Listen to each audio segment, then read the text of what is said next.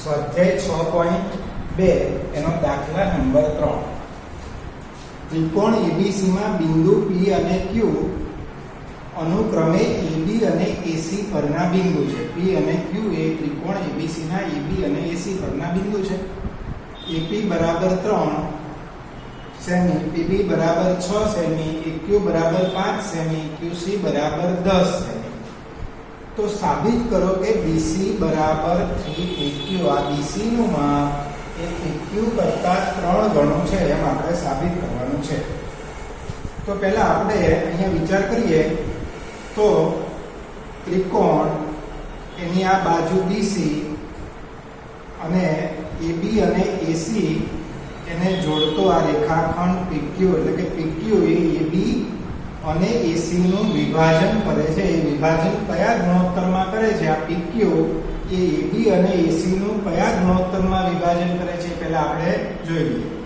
તો અહીં આ સાઈડનો ગુણોત્તર લઈએ તો ઉપરનો ટુકડો AP, નીચેનો ટુકડો PB બરાબર 3/6 1/2.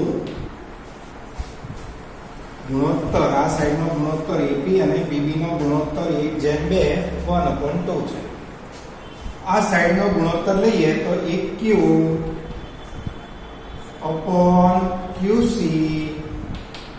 5/10, એટલે ત્યાં પણ ગુણોત્તર આવ્યો 1/2. આ શું થયું તો કે બંને ગુણોત્તર, આ સાઈડ ઉપરનો ટુકડો અને નીચેના ટુકડાનો ગુણોત્તર, આ સાઈડ ઉપરનો ટુકડો અને નીચેના ટુકડાનો ગુણોત્તર કેવો આવ્યો? સમાન. આનું મૂલ્ય પણ 1/2, QC નું મૂલ્ય પણ 1/2 અને ગુણોત્તર સમાન. તો શું કહેવાય? તો કે તો આ PQ એ BC ને સમાંતર હોય, માટે PQ સમાંતર BC છે. અને હવે આપણે આગળ વાત કરીએ તો એક વાત અહીંયા નવી શીખવાની છે. આપણે ગુણોત્તર તો જોયો કે આ ટુકડો કોના ટુકડો, તો આ બાજુ પણ આ ટુકડો કોના ટુકડો.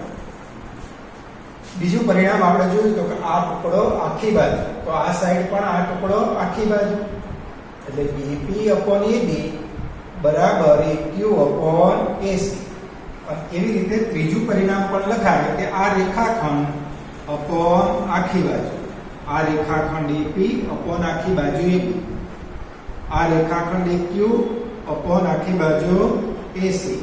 એમ આ રેખાખંડ PQ અને આ આખી બાજુ BC એના ગુણોત્તર સમાન હોય. તો અહીંયા લખીશું માટે AP/AB બરાબર ઉપરનો રેખાખંડ AQ આખી બાજુ AC. એના પરથી ત્રીજું પરિણામ શું લખવાનું છે? રેખાખંડ PQ અપોન આખી બાજુ BC. અને હવે આપણે આમાં કિંમતો મૂકીએ તો AP નું માપ 3, AB નું માપ 6, AB નું માપ 3 ને 6 9, AQ નું માપ 5, AC નું માપ 15 બરાબર PQ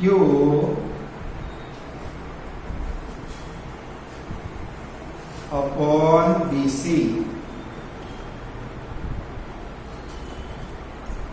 ચલો, એનો અર્થ PQ અને BC નો ગુણોત્તર 5/15, 5/15 એટલે 1/3, 5 તેરી 15, 3/9 તો પણ 3 તેરી 9 એટલે 1/3. ટૂંકમાં PQ અને BC નો ગુણોત્તર 1/3 બરાબર PQ અપોન BC. અને ચોકડી ગુણાકાર કરીએ તો BC નો ગુણાકાર 1 સાથે એટલે BC, 3 નો ગુણાકાર PQ સાથે એટલે 3PQ. તો સાબિત થયું કે BC નું માપ PQ કરતા 3 ગણું, BC બરાબર 3PQ. દાખલા નંબર 4 આપેલ આકૃતિમાં આ આકૃતિ આપણને આપેલી છે DE સમાંતર BC છે. આ DE એ BC ને સમાંતર છે. શરત કંઈક આપેલી છે કે DE બરાબર DE સમાંતર BC, એટલે વિચાર આવવો જોઈએ કે DE સમાંતર BC એનો અર્થ કે આ ટુકડા અને આ ટુકડાનો ગુણોત્તર, આ ટુકડા અને આ ટુકડાનો ગુણોત્તર સમાન. તો DE સમાંતર BC છે. બીજી વાત પણ આપી છે PE સમાંતર DC. જોજો, PE સમાંતર DC, PE સમાંતર DC. માપ આપ્યા છે AP નું માપ 4, PB નું માપ 12, B થી લઈને B સુધી. PB નું માપ 12 છે.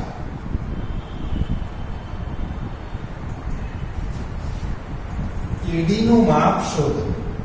A થી લઈને D સુધી. આ AD આ ટુકડાનું માપ આપણે શોધવાનું છે. AD નું માપ શોધવાનું છે. AP નું માપ આપ્યું છે 4, PB નું માપ આપ્યું છે 12 અને આપણે AD નું માપ શોધવાનું છે. ચાલો, જો આકૃતિ ઉપર બરાબર ધ્યાન આપજો. અહીંયા આપણો આ પિન ત્રિકોણ ABC દેખાય છે. આટલો ત્રિકોણ જો ABC અને આ ઉપરનો ત્રિકોણ APE. તો ત્રિકોણ ABC માં પહેલા આપણે ત્રિકોણ ABC ની વાત કરીએ તો ત્રિકોણ ABC માં PE સમાંતર DC. જો રકમ જો PE સમાંતર DC, PE સમાંતર DC છે. હમણાં મેં તમને વાત કરી કે જ્યારે એવી શરત આવે કે ત્રિકોણની એક બાજુ એને સમાંતર રેખા, ત્યારે આ ગુણોત્તર કેવા સમાન. AP/PD બરાબર AE/EC. જોજો, ત્રિકોણ ADC ઉપર જ નજર કરો. ઉપરનો ટુકડો છેદમાં નીચેનો ટુકડો બરાબર આ સાઈડ પણ ઉપરનો ટુકડો છેદમાં નીચેનો ટુકડો. શું લખીશું?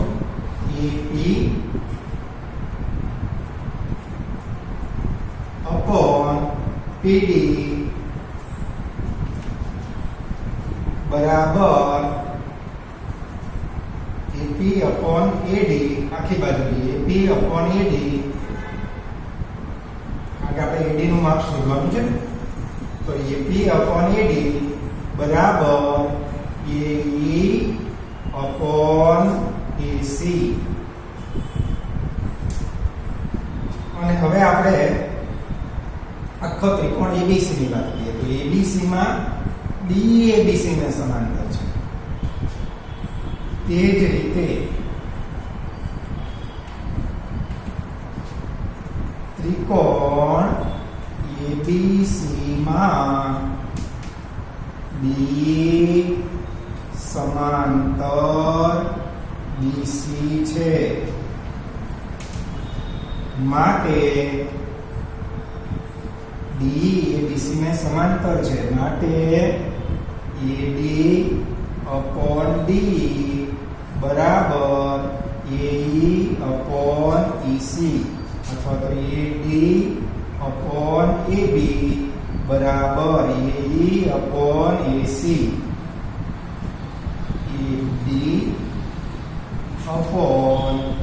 AD/AB બરાબર ઉપરનો ટુકડો AE, આખી બાજુ AC. સ્ટોપ. ફરી એકવાર આપણે જોઈ લઈએ આ વાતને. પહેલા ત્રિકોણ આપણે લીધો ADC. એમાં PE સમાંતર DC એટલે ઉપરનો ટુકડો AP, નીચેનો ટુકડો PD. ઉપરનો ટુકડો AP, આખી બાજુ AD. તો આ બાજુ ઉપરનો ટુકડો AE, આખી બાજુ AC. તેવી રીતે ત્રિકોણ ABC ની વાત કરીએ તો ત્રિકોણ ABC માં DE સમાંતર BC અને માટે AD upon AB આખો ઉપરનો ટુકડો આખી બાજુ AD upon AB તો આ બાજુ AE upon AC અને હવે આપણે આ બંને પરિણામો ઉપર નજર કરો તો બંને પરિણામ એની જમણી બાજુ કેવી છે સમાન AE upon AC સમાન તો ડાબી બાજુ પણ સમાન માટે ડાબી બાજુ સરખાઈ દઈએ તો AP upon AD બરાબર AD upon AB બંને પરિણામોની ડાબી બાજુ સરખાઈ દીધી અને હવે કિંમત આપણે મૂકીએ થોડુંક પાછળ લઈ લઈએ થોડુંક બતાવવું પડશે આકૃતિ ચલો હવે આપણે કિંમતો મૂકીએ તો AP નું માપ આપણને આપ્યું છે જુઓ 4 AP નું માપ 4 તો AP નું માપ 4 આપ્યું છે AD ના માપ માટે વિચાર કરીએ તો AD નું માપ એમાં AP નું માપ 4 છે પણ PD નું માપ કેટલું હશે આપણે જાણતા નથી એટલે ધારી લઈએ x PD નું માપ x હોય તો હવે AD નું માપ કેટલું થઈ જશે તો કે AD નું માપ 4 x x 4 AD નું માપ AP 4 PD x એટલે AD નું માપ x 4 અને AB નું માપ એટલે AP 4 છે PD 12 છે તો 4 અને 12 એટલે AB નું માપ 16 અને હવે આપણે ચોકડી ગુણાકાર કરીએ તો 16 ચોક 64 4 ગુણ્યા 16 એટલે 64 થશે અને આ બાજુ x 4 એનો ગુણાકાર x 4 સાથે એટલે x 4 નો વર્ગ તો 16 ચોક 64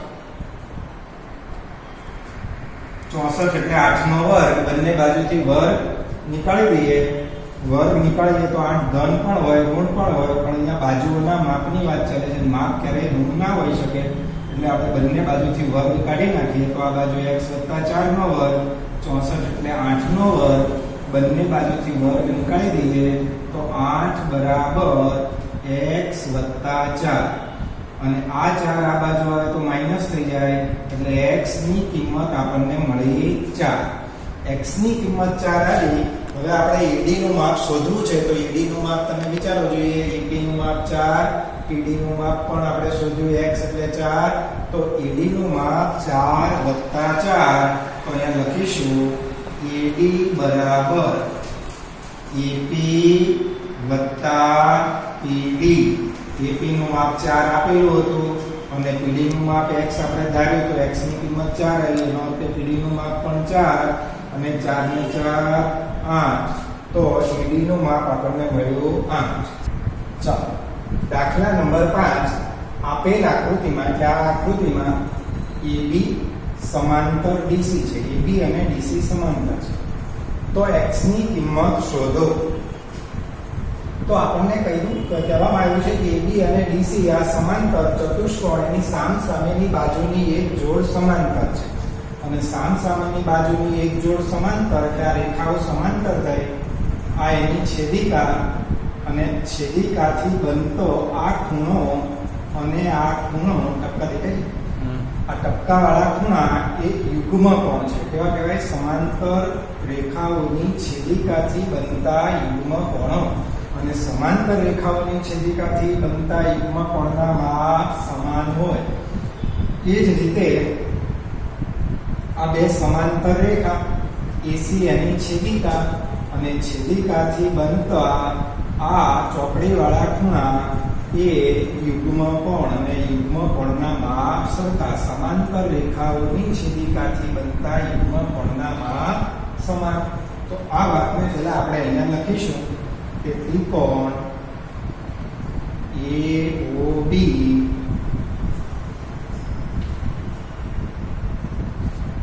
અને ત્રિકોણ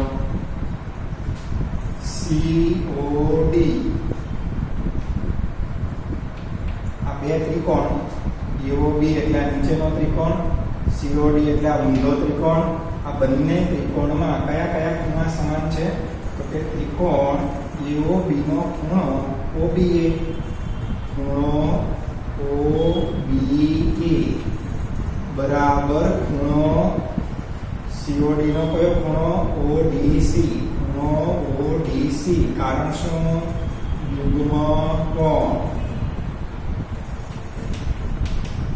કોણની જોડ સમાંતર રેખાઓની છેદિકાથી બનતા યુગ્મ કોણ.